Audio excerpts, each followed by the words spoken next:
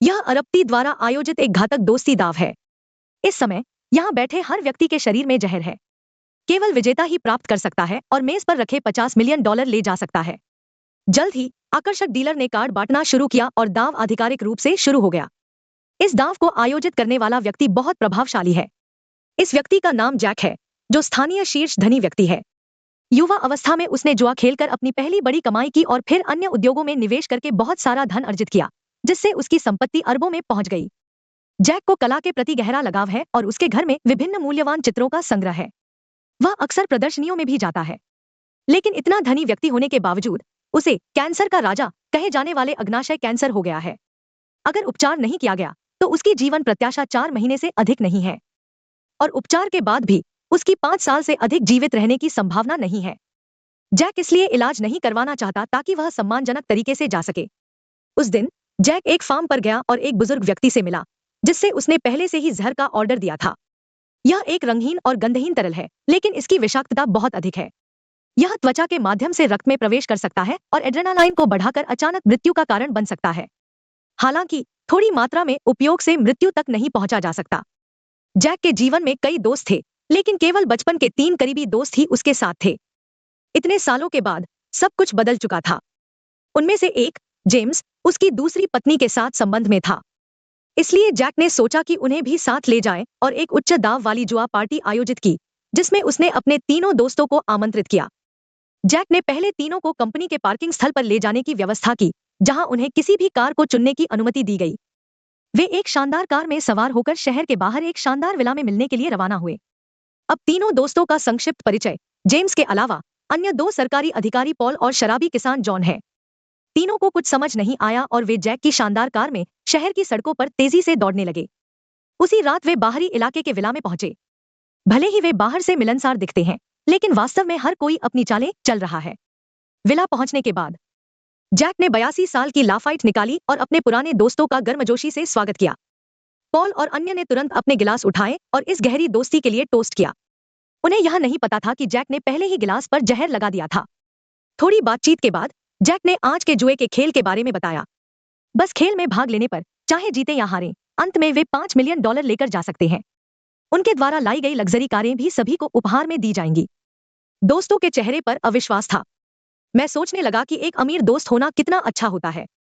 Villa में उनके अलावा एक वकील और एक खूबसूरत महिला डीलर भी थी। फिर जैक ने उन्हें जुआ टेबल पर ले जाया, जहां महिला डीलर कार्ड बांटने की जिम्मेदारी संभाल रही थी। हालांकि यह जानते हुए कि वे पैसे नहीं हारेंगे, फिर भी हर कोई बहुत तनाव में था। थोड़ी ही देर में उनके चेहरे लाल हो गए और पसीना आने लगा। केवल जैक को पता था कि यह जहर का असर था। जुआ की मेज पर पॉल ने सरकार के अधिकारियों की वाकपटुता को पूरी तरह से प्रदर्शित किया। वह लगातार जुआ की मेज पर माहौल को जीवंत कर रहा था। इसी समय विला के बाहर एक संकट चुपचाप उभर रहा था। 3 गुंडे विला के बाहर छिपे हुए थे, मौके की तलाश में। उन्हें जैक के विला का स्थान पता था क्योंकि पॉल ने उन्हें बताया था। असल में पॉल हाल ही में एक समस्या में फंस गया था। जब वह अपनी प्रेमिका से मिल रहा था तो कुछ गुंडों ने उनकी तस्वीरें खींच ली। उन्होंने पॉल को पैसे देने के लिए ब्लैकमेल किया। अपनी नौकरी बचाने के लिए पॉल ने अपनी सारी संपत्ति दे दी, लेकिन वह पर्याप्त नहीं था। पॉल के पास और पैसे नहीं थे, इसलिए मजबूरन उसने जैक के विला का स्थान बता दिया ताकि गुंडे वहां डकैती कर सकें। यह बताया गया है कि जैक के विला में लटकी पेंटिंग्स की कुल कीमत $3 अरब से अधिक है। इनमें से एक विश्व स्तरीय पेंटिंग की कीमत $2 अरब है। गैंग लीडर का नाम सांब्याओ है।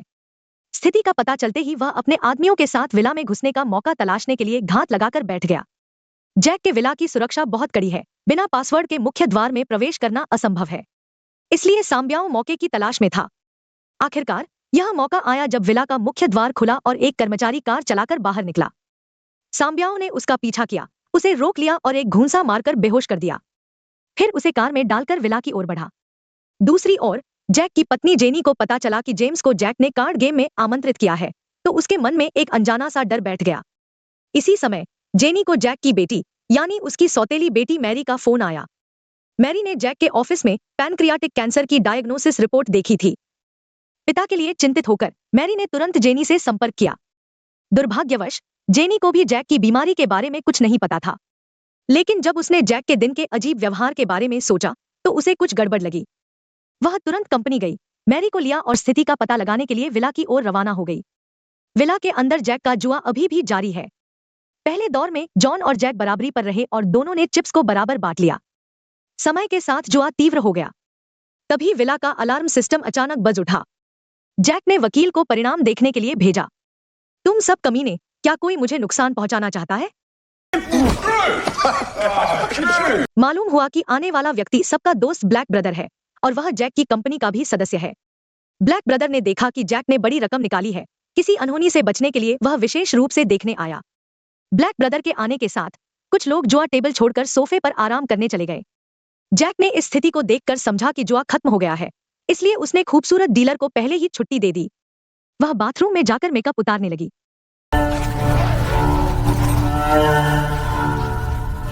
फिर अलमारी खोलकर उसमें से डॉलर निकाल लिए।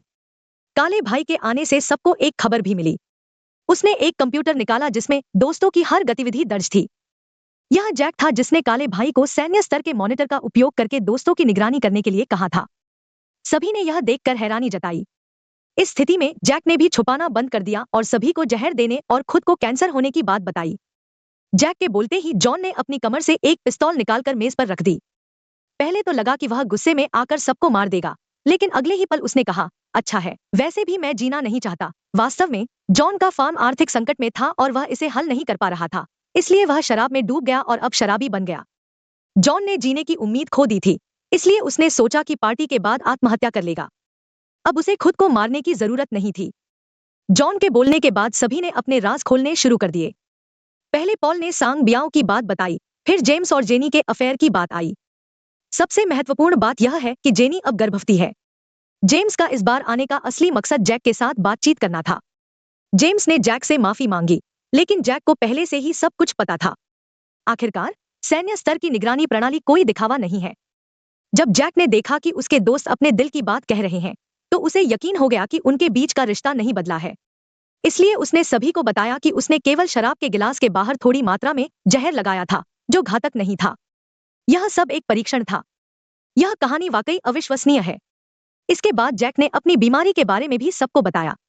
इस समय सांग बियाओ एक कर्मचारी को विला के बाहर ले आया और उससे गेट का पासवर्ड बताने के लिए मजबूर किया, लेकिन वह व्यक्ति बहुत जिद्दी था और पासवर्ड नहीं बताया। तभी एक खूबसूरत डीलर कार चलाकर चली गई। सांग बियाओ जल्दी से छिप गया। जैसे ही डीलर बाहर निकला, उसने तुरंत अपने आदमियों को कार से दरवाजा रोकने का आदेश दिया, लेकिन कर्मचारियों ने बताया कि दरवाजा रुकने के बजाय कार को कुचल देगा। सांग बियाओ ने कर्मचारी को दरवाजे पर बांध दिया। आखिरकार कर्मचारी ने दरवाजे का पासवर्ड बता दिया। फिर तीनों बंदूकें लेकर विला में घुस गए। गलती से अलार्म बज गया और जैक ने घुसपैठियों को देखा। वह अपने दोस्तों के साथ सुरक्षित कमरे में छिप गया और वहां से सांग बियाओ की हरकतों को मॉनिटर करने लगा। किसी ने बाहर जाकर लड़ने का सुझाव दिया, लेकिन जैक के सुरक्षित कमरे में हथियार नहीं थे और जॉन की पिस्तौल में केवल एक गोली थी। जैक पुलिस को बुलाने की तैयारी कर रहा है और पुलिस के आने का इंतजार कर रहा है। उन्हें बस सुरक्षित घर में रहना है। सांग बियाओ ने घर में एक चक्कर लगाया, लेकिन किसी को नहीं पाया, इसलिए उसे लगा कि यह एक सुरक्षित घर है। उसने अपने आदमियों को धैर्यपूर्वक खोजने के लिए कहा। खोज के दौरान उन्होंने कई प्रसिद्ध चित्रों की खोज की। उनमें से एक को बाहर ले जाने से लाखों डॉलर मिल सकते हैं। वे खोजते हुए जुआ कक्ष में पहुंचे। सांग बियाओ ने मेज पर रखी रेड वाइन को उठाया और चखा, लेकिन उसे नहीं पता था कि गिलास में जहर लगा हुआ था। यह एक महत्वपूर्ण बिंदु है जो बाद में काम आएगा। जुआ कक्ष में सांग बियाओ ने कुछ और मूल्यवान चित्रों की खोज की, लेकिन 2 अरब की पेंटिंग नहीं मिली। सांग बियाओ ने अपने आदमियों को चित्रों को जल्दी से पैक करने के लिए कहा और फिर कैमरे की ओर चिल्लाया। जैक और उसके साथियों को बाहर निकालने की कोशिश की। इस समय जैक शांत था, लेकिन जब जेनी और उसके साथी दिखाई दिए तो वह चिंतित हो गया।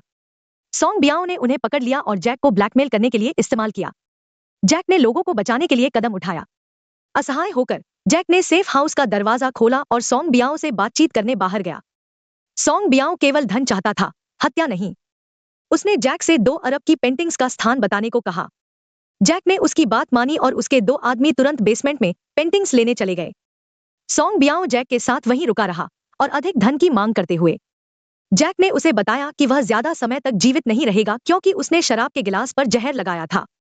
बात करते करते जहर का असर शुरू हो गया और सांग बियाओ को बेचैनी महसूस होने लगी, पसीना बहने लगा। डर के मारे सांग बियाओ ने जैक से मांगा। जैक एक पेंटिंग के पास गया, उसके पीछे के सेफ को खोला और उसमें से नकदी और निकाला। सांग बियाओ ने पहले नकदी अपनी जेब में डाली और फिर जैक को गिराकर अपने शरीर में इंजेक्ट कर लिया। दूसरी ओर जैक के आदमी पेंटिंग्स पैक कर रहे थे, तभी ब्लैक ब्रदर और उसके साथी उन पर हमला कर देते हैं। संघर्ष में पेंटिंग्स नष्ट हो जाती हैं और जैक के आदमी बेहोश हो जाते हैं। सोंग बियाओ ने स्थिति बिगड़ती देख नकदी लेकर भागने की कोशिश की, लेकिन जैसे ही वह आंगन में पहुंचा, उसे चक्कर आने लगे और वह गिर पड़ा। असल में जैक ने जो दिया था वह नहीं बल्कि जहर था।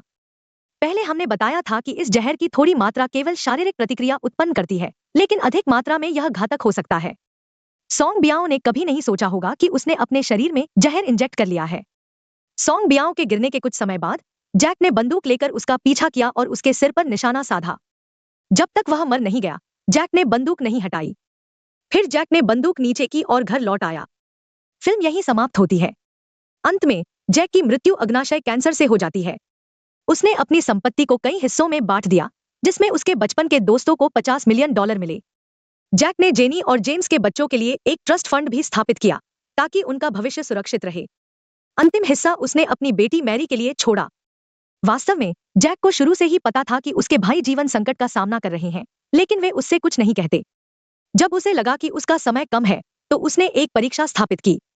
अंततः उसके दोस्तों ने सफलतापूर्वक परीक्षा पास कर ली। कहानी यहीं समाप्त होती है। फिल्म का नाम बिना आवाज के। कहानी वास्तव में बहुत खराब है। शुरुआत में मुझे इस फिल्म से कुछ उम्मीदें थी, क्योंकि इसमें एक बड़े सितारे रसेल क्रो हैं। उन्होंने अपने युवा दिनों में ब्यूटीफुल माइंड, ग्लैडिएटर जैसी प्रसिद्ध फिल्मों में काम किया था। लेकिन यह देखकर आश्चर्य हुआ कि उन्होंने अपने बुढ़ापे में ऐसी खराब फिल्में करना शुरू कर दिया। पटकथा बहुत पुरानी है, जिससे मुझे ऐसा लगा जैसे मैं कोई ऑनलाइन वीडियो देख रहा हूं। खासकर जब वह अपनी पत्नी को, जो उसे धोखा दे रही है, शांति से पैसे देता है, तो यह समझ से बाहर है। कुछ लोग कहते हैं कि यह एक दोस्ती और पितृत्व से भरी फिल्म है। मुझे माफ करें, लेकिन मैं इसे नहीं देख सका। मुख्य पात्र की हरकतें सामान्य व्यक्ति की सोच से परे हैं।